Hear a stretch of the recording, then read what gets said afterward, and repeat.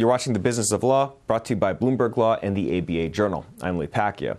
M&A looked to be off to a really hot start in 2013, with mega deals involving household names like Heinz and American Airlines making big news.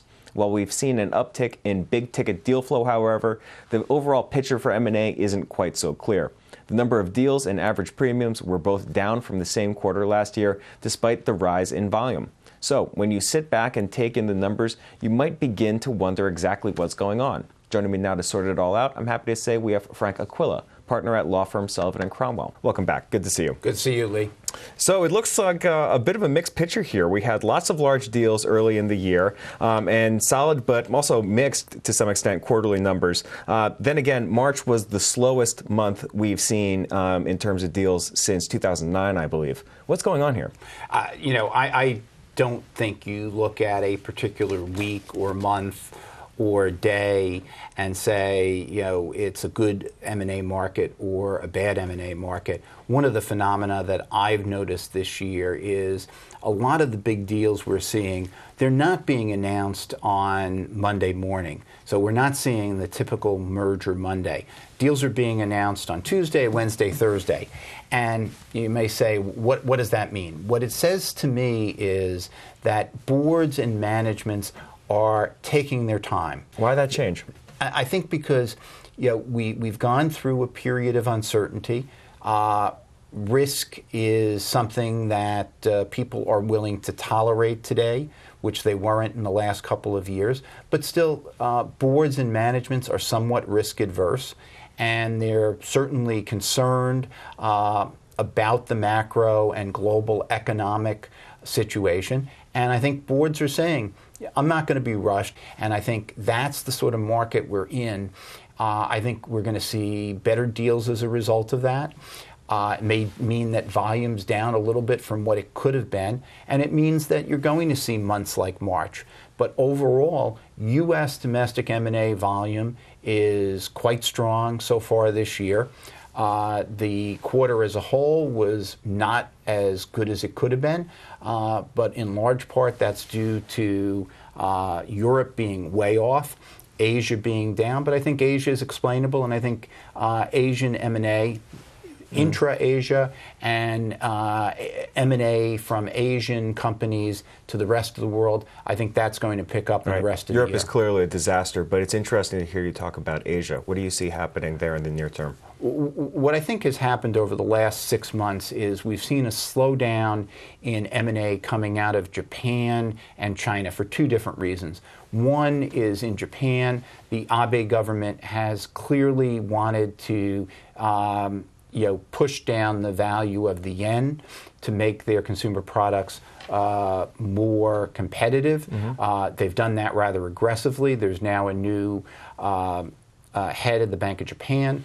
And so I think during this period where the yen has been devalued against the other currencies, that's not a good time to be either making investments in Japan or Japanese companies going outside of Japan. So I think that's why they've been a bit on hold. With respect to China, China still is a state-driven economy in large part.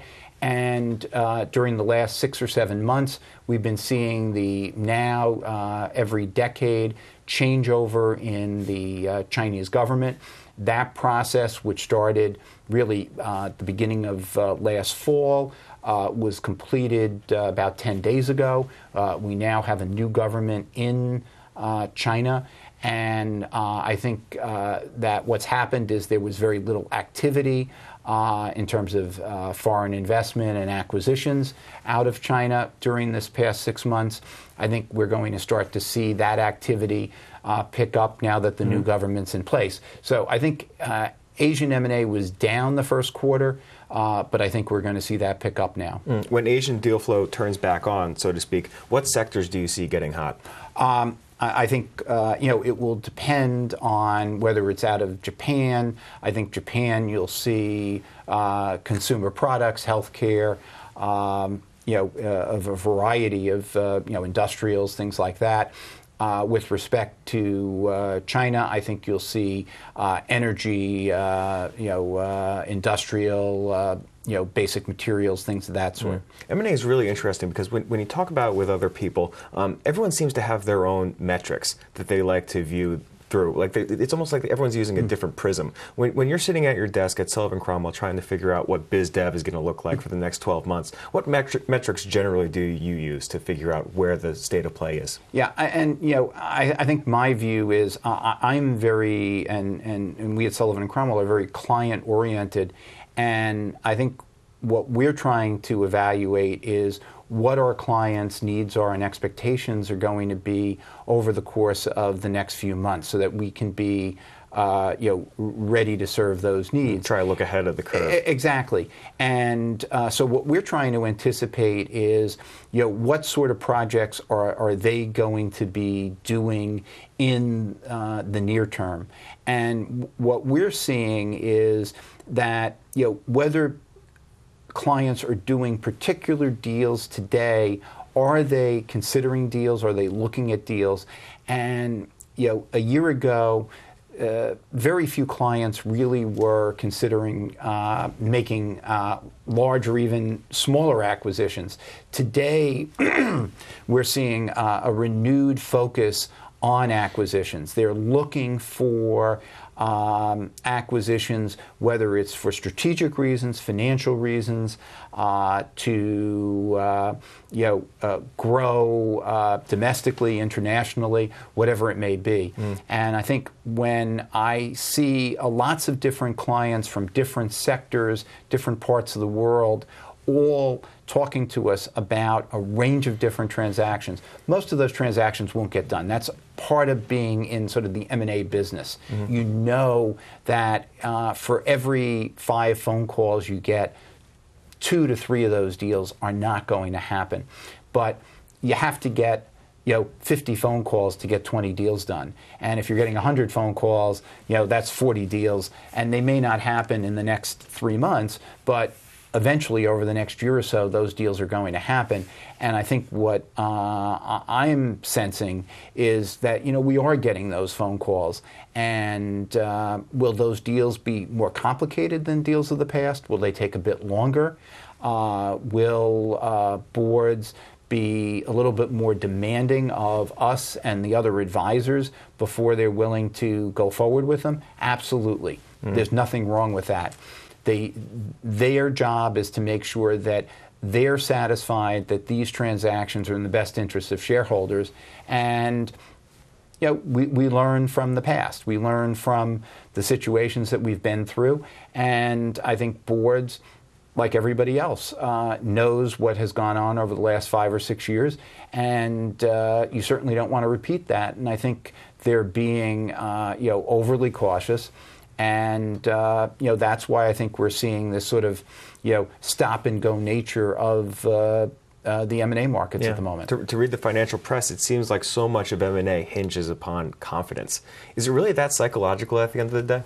It's more than psychological. It really is. You can see data. There's historical data, and then there's projections. If you get projections that show 5% growth, and you really don't have a lot of confidence in the overall economy, then you're really not, you're going to have to heavily discount those projections. On the other hand, if you have a great deal of faith, confidence in the overall economy, then you're going to be much more willing to put your faith in those projections, and that's the basis on which you do an acquisition. That's Frank Aquila from the law firm Sullivan Cromwell. If you'd like to learn more about the issues we just discussed, be sure to go check out our offerings on BloombergLaw.com and also on the Bloomberg Terminal. You can see more of our videos on YouTube, and you can follow our updates on Twitter. I'm Lee Pacchia. Thanks for watching.